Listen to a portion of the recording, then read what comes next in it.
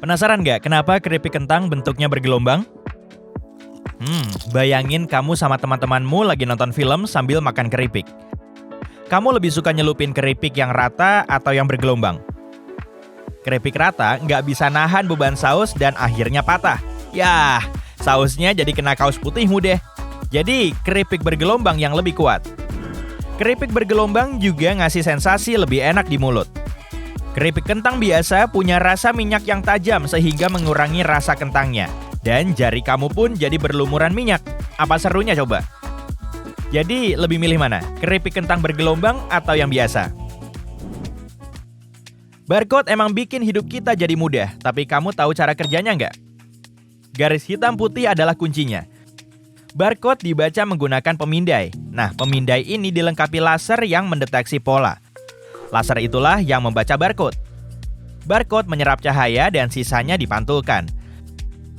Komputer bisa memahami titik, garis, dan angka pada barcode. Bayangin garis hitam putih itu adalah 0 dan 1. Hitam menyerap cahaya dan putih memantulkannya. Aturan ini berlaku di sini. Bagian hitam artinya 1 dan bagian putih yang memantulkan cahaya adalah 0. Pemindai melihat bagian yang putih, bukan bagian hitam. Post-it udah jadi bagian hidup kita sebagai pengingat jadwal rapat atau janji ketemu dokter gigi. Tapi tempel yang erat di dinding ya. Ternyata selama ini kita salah menggunakan post-it. Kita nggak boleh melepasnya dari bawah karena bisa bikin kertasnya menggulung. Nantinya, kertasnya akan mudah lepas. Sebaiknya lepas kertasnya dari samping biar lebih simpel. Mirip awan dan rasanya manis. Dialah si permen kapas. Permen ini menggoda banget, apalagi buat anak kecil. Terlalu banyak makanan manis nggak bagus buat gigi. Semua orang pasti pernah mendengarnya dari dokter gigi. Tapi kamu pasti bakal kaget kalau tahu penemu permen kapas ternyata dokter gigi. Permen kapas ditemukan tahun 1895 oleh John C. Wharton, seorang pembuat permen, dan William Morrison, seorang dokter gigi. Mereka menamai produknya Fairy Floss. Keren ya namanya? Mereka menjual ribuan permen kapas di St. Louis World's Fair tahun 1904. Permen kapas masih ada sampai sekarang, apalagi di taman hiburan, dan dokter gigi masih menangani orang-orang dengan gigi berlubang. Beberapa hal memang nggak berubah. Kamu suka lollipop? Kok ada lubang di gagangnya ya? Kamu pasti pernah niup lubang itu kayak peluit ya? Tapi ternyata fungsinya adalah biar permennya nempel. Tangkai itu dicelupkan ke sirup cair. Sirup itu masuk ke dalam lubang, mengeras, dan mengelilingi tangkainya. Lemari es adalah penemuan luar biasa, tapi nggak semua orang tahu kisah gelap di balik pintunya. Undang-Undang Keselamatan Lemari Es diberlakukan bulan Agustus tahun 1956 agar anak-anak nggak terperangkap di dalam kulkas rumah tangga. Dulu, kulkas punya slot luar yang mengunci pintu kulkas pas lagi nggak dipakai. Pintunya cuma bisa dibuka dari luar. Tapi tenang, setelah ada aturan ini, kulkas rumah tangga diproduksi untuk bisa dibuka dari dalam. Dari dapur sekarang beralih ke kamar mandi. Kita biasanya cuek kepoin Instagram orang di toilet. Tapi coba tebak, ada lebih banyak orang yang punya ponsel daripada orang yang punya toilet. Berdasarkan laporan PBB, miliaran orang nggak punya akses ke toilet, terutama di wilayah Asia Selatan dan Afrika Sub-Sahara. Jumlah pemilik ponsel mengalahkan jumlah orang yang punya pipa air yang layak dan toilet bersih. Selain itu, saintis menyatakan ada 10 kali lebih banyak bakteri di ponsel daripada di kloset. Jadi, sebaiknya bersihin ponsel kamu setelah nonton video ini ya. Kamu pakai FaceTime atau Skype buat komunikasi sama orang-orang di seluruh dunia? Mungkin buat ngobrol, rapat, atau hal lainnya. Teknologi webcam lahir dengan tujuan yang masuk akal banget.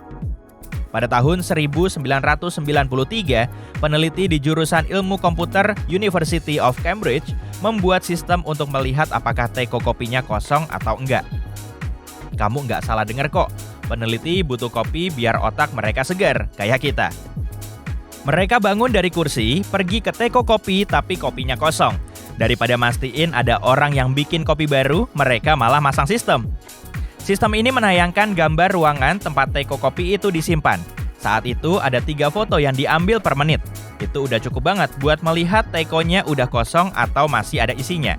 Makasih ya peneliti buat nggak bangun dari kursi, dan buat hal kecil lainnya seperti menciptakan ide cemerlang ini. Kamu beli telur yang cangkangnya putih atau coklat. Emang apa bedanya selain warnanya? Karena telur cangkang coklat cenderung lebih mahal. Kamu mungkin mikir pasti itu karena kandungannya. Bukan, warna cangkang telur nggak memengaruhi nutrisi atau kualitasnya. Kedua telur itu sama-sama sehat. Telur cangkang coklat lebih mahal karena ayam betina yang mengeluarkan telur itu lebih banyak makan. Merawat ayam ini lebih mahal daripada ayam telur putih, dan harga itu berpengaruh pada konsumen. Ada lubang di gagang sebagian panci dan wajan. Kita seringkali menggunakan lubang ini untuk menaruh alat dapur di pintu lemari. Ternyata ada fungsi lainnya loh. Bayangin, kamu lagi masak beberapa hidangan buat acara keluarga. Meja dapurnya penuh barang. Nggak ada tempat buat naruh sendok sayur. Nah, kamu bisa taruh sendok sayur itu di lubang yang ada di gagang panci. Sendok itu bakal aman di sana sampai waktunya buat ngaduk masakan. Tapi nggak semua sendok muat di lubang itu ya. Kadang bisa saja jatuh ke lantai. Mending cek dulu pas sendoknya masih bersih. Bayangin kamu beli mie dengan topping tambahan, tapi kamu baru aja pindah rumah dan piringnya masih ada di kardus. Susah banget kan makan di kotaknya? Apalagi toppingnya ada di bawah semua. Mana sausnya nggak rata pula. Ternyata ada cara gampang buat makan mie itu. Wadahnya bisa diratakan dan dijadikan piring. Buka aja bagian pinggirannya dan rebahkan. Selesai. Sekarang masalah piring udah beres. Bagusnya kamu nggak perlu repot-repot cuci piring. Kamu tahu nggak kalau tomat itu bukan sayuran tapi buah-buahan? Nah, alpukat juga. Semangka ternyata beri, dan masih banyak lagi. Kacang tanah tidak termasuk keluarga kacang. Kacang tanah beda sama almond dan kacang mete. Kacang tanah jelas tumbuh di bawah tanah dan dipanen kayak kentang.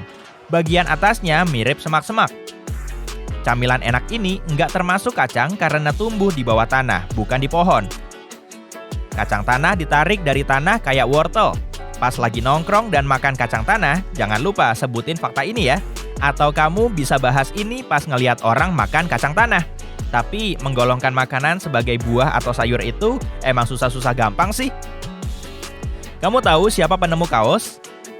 Tahun 1904, Cooper Underwear Company nyiapin iklan dan ngenalin produk barunya dengan foto sebelum dan sesudah.